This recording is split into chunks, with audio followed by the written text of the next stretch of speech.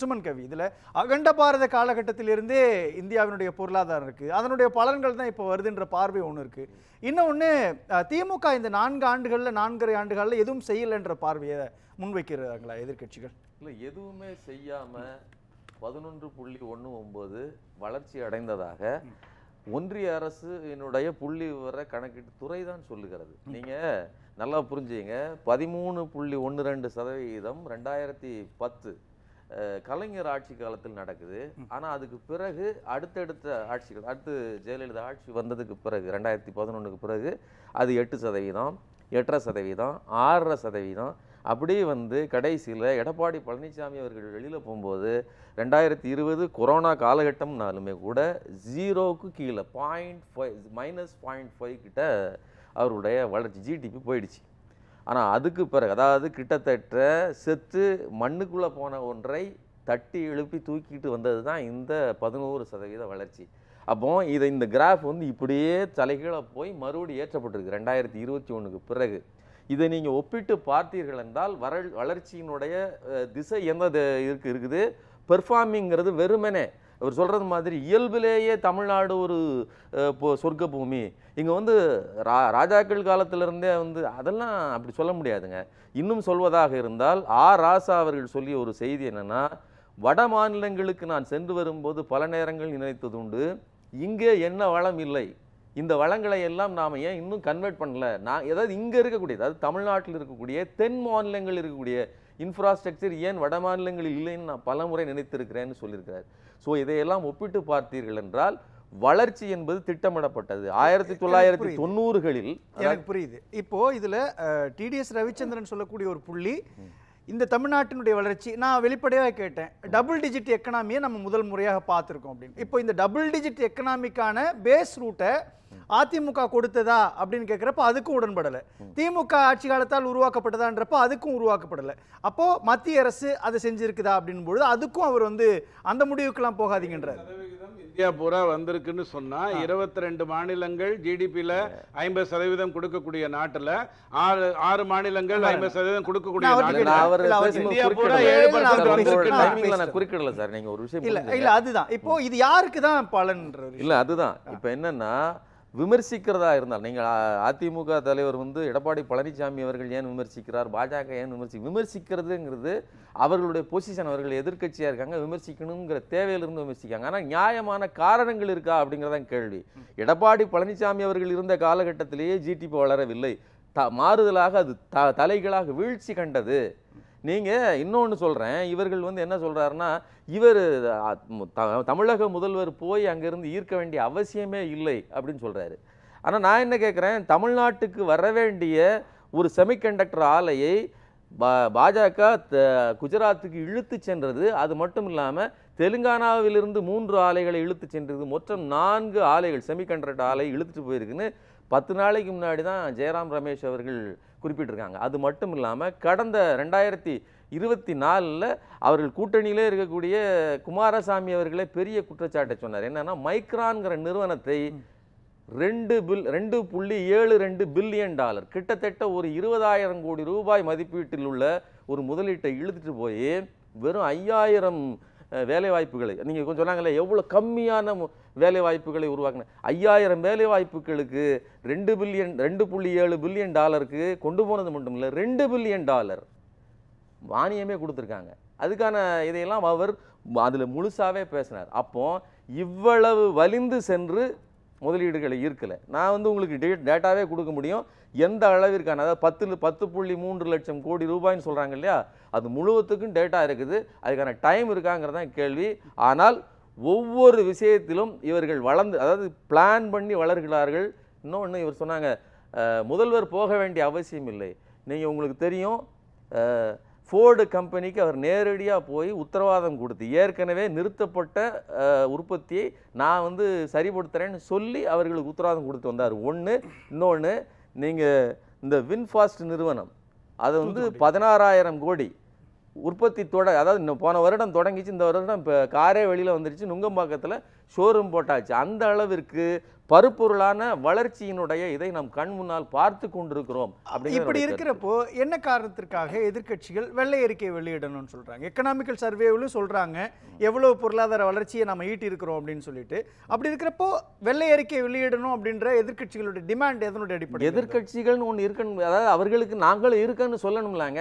நாங்களும் உயிரோடு தான் இருக்கிறோம் அப்படின்னு காட்டிக்கொள்ள வேண்டிய தேவை இருக்குது. என்ன சொல்றேன்னா, முதல்வர் அவர்கள் முழு நேரமும், நீங்க முதல்வர் அவர் மட்டும் கிடையாதுங்க, நீங்கள் டிஆர்பி ராஜாவை பொறுத்தவரையில் அவரே முதல்ல போய் நீங்கள் ஜப்பானில் நடந்த முதலீட்டாளர் மாநாட்டுக்கு அவரே போய் எல்லாத்தையும் பார்த்து தான் முடிச்சிருக்கிறாரு. ஸோ எல்லா இடங்களுக்கும் முதல்வர் அவர்கள் செல்கிறாருங்கிற கட்டாயமே கிடையாது. ஒவ்வொரு முறையும் பல்வேறு முதலீடுகள் கொண்டு வரப்பட்டிருக்கிறது. 2022 துபாயிலிருந்து 15,000 வேலைவாய்ப்புகள், 6,100 கோடி ரூபாய் முதலீடு ஒப்பந்தங்கள். 2023 சிங்கப்பூர் ஜப்பானிலிருந்து 342 கோடி ரூபாய் முதலீடு. 2024 ஜனவரி உலக முதலீட்டார் மாநாட்டில் 6,65,000 கோடி முதலீடு.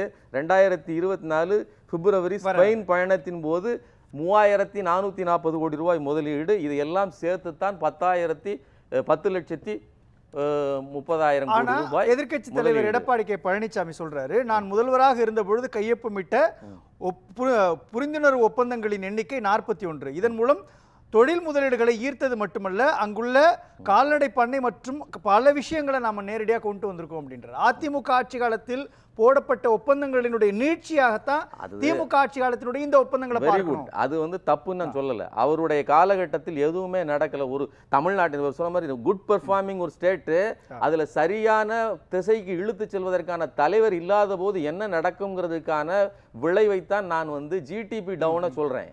நீங்க அவுட்புட் ஜிடிபியில் விழுந்துடுறீங்க. இன்னும் வேடிக்கை என்னன்னா 11.19ங்கிறது இவங்க சொல்றதுக்கு முன்னாடி தமிழ்நாட்டினுடைய நிதிநிலை அறிக்கை சமர்ப்பிக்கும் போது 9.69ன்னு ஒரு தோராயமான ஒரு நம்பரை அவங்க கணக்கு பண்றாங்க. ஆனா புள்ளியியல் துறை ரொம்ப தெளிவாக 11.19ங்கிற அளவுக்கு அதிகமான வளர்ச்சியை தான் காட்டிருக்குமே தவிர, அப்போ நான் தான் சொல்றேன், 4 செமிகண்டக்டர் கம்பெனியே ஒரு பக்கம் இங்க வாங்கன்னு இழுத்துட்டு போறதும் 75% சப்சிடி கொடுக்கறதுமாக, அதாவது தனிப்பட்ட முறையில் இவங்க குஜராத் செமிகண்டக்டர் கொள்கைனே தனியா 2022-27 தனி கொள்கையை வகுத்திருக்காங்க.